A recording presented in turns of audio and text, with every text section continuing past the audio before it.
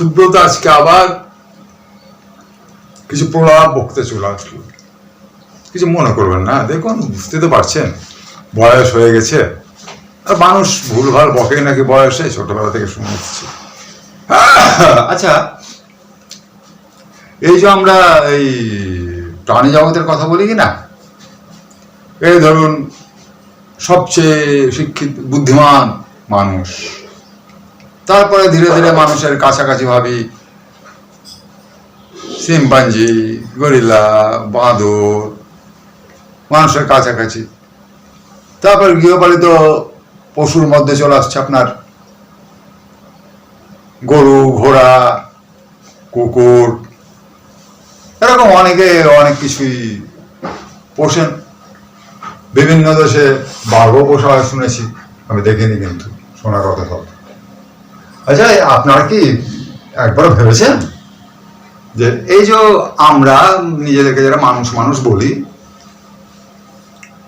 তাদের সাথে এই যাদেরকে আমরা জীব জন্তু বলি, এই যে এটা কিন্তু আমার কিন্তু আমার নাতি, হ্যাঁ গুল। ঠিক আছে ঠিক আছে, চলো। তো এবার গরু আমার বাড়িতে থাক, আমার নাতি গরু চার পেয়ে দেখতে হতে পেয়েছেন। যাকে যেটা বলছিলাম, তো এই জন্তুদের সাথে মানুষ প্রধান ফারাক, তো এই মানুষ সব থেকে বড় বুদ্ধিমান জীব।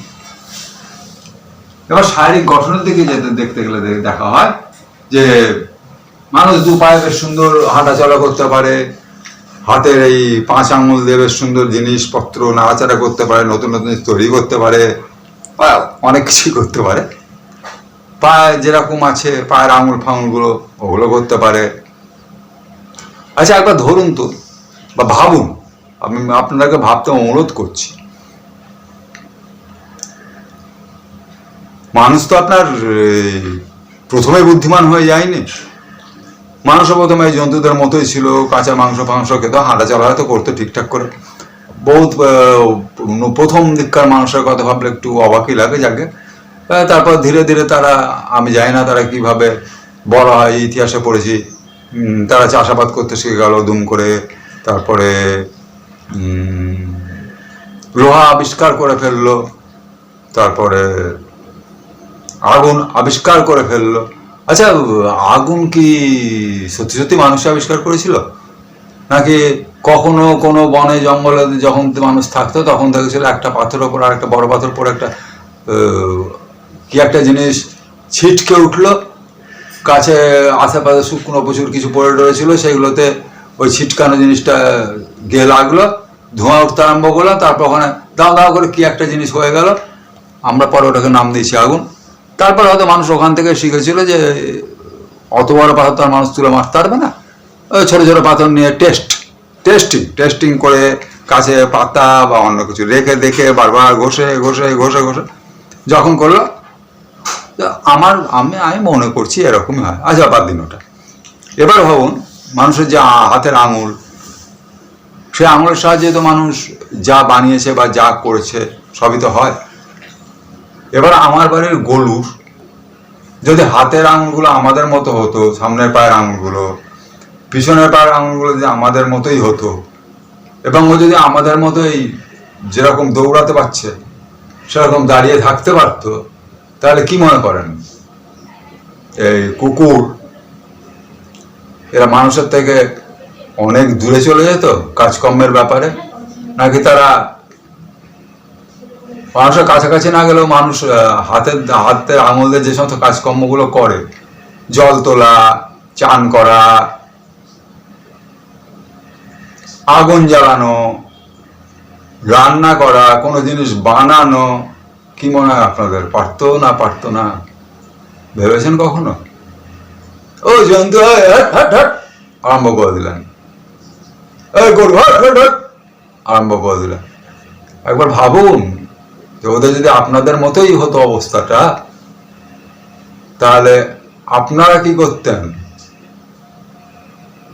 আর এই যে এখন শুনতে পাই বাঘ প্রায় লুপ্ত প্রায় প্রাণের দিকে চলে যাচ্ছে, কেন? আমরা তো মানুষ, সেই সময় মানুষের এই হুঁশটা ছিল না, এই গানটা কি ছিল না যে প্রাণীটাকে যথেচ্ছ মারা যায় না? অনেক বড় বড় জমিদার বাড়ি থেকে ছবিও হয়তো দেখা যেতে পারে এখনো, যে জমিদার বাবু হাতে বন্দুক নিয়ে একটা বাঘের উপরে পা দিয়ে দাঁড়িয়ে আছেন, বিরাট কৃতিত্ব, উনি বাঘ মেরেছেন। আরে বাবা, আপনার যদি অতই বাঘ মারার শখ থাকে, একাকে মারেননি কেন আপনি? আপনার সাথে কেন 100-150 জন লোক যেত, গিয়ে একটা বাঘের পিছনে তাড়া করে একদিক দিয়ে বের করারই চেষ্টা করতেন, তারপর আপনি কোনো একটা গাছের উপরে বসে মারতেন? সাহস ছিল না? কজন শিকার ওইভাবে বাঘ মেরেছেন বলুন তো? অনেকের নাম শুনেছি, জিম করবেট, তারপর আরো অনেক অনেক আছে, আমার জিম করবেটের নামটা মনে পড়লো বলে বললাম। তো এরকম কজন শিকারী আছে যারা ওইভাবে বাঘ মেরেছেন বা সিংহ মেরেছেন? খুব সহজ না? এবং ওদেরকে মেরে দিয়ে নিজের কৃতিত্ব জাহার করে নিলেন, বিরাট বিরাট বিরাট কৃতিত্ব করলেন আপনি। হয়তো নিজে হয়তো কখনো যুদ্ধতে জানেনি, আপনার সেনাপতি আশেপাশে যা তাদেরকে যুদ্ধ পাঠিয়ে আপনি বসে আছেন, এখন যেরকম হয় আর কি। দেখে বাদ দিন, আর কি বলবো, অনেক কথা বলে দিয়েছি। আমি আপনাকে বলে দিয়েছিলাম এটা প্রলাপ বকতে এসেছি আমি, এবার এটাকে আপনি প্রলাপ বলেও ভাবতে পারেন, আমার একটা পাগলের প্রলাপ বলেও ভাবতে পারেন। আবার অনেক সময় তো পাগলে অনেক ঠিকঠাক কথা বলেন, ভাবনার কথাও বলে। যদি মনে হয়, যদি আমি যেটা বললাম যদি এরকম হতো তাহলে কি হতো? বুদ্ধি কিন্তু সবারই আছে, কম আর বেশি, সেটা মানুষের মধ্যেও আছে, যার জন্য বোকা এবং চালাক বলা হয়। ঠিক আছে।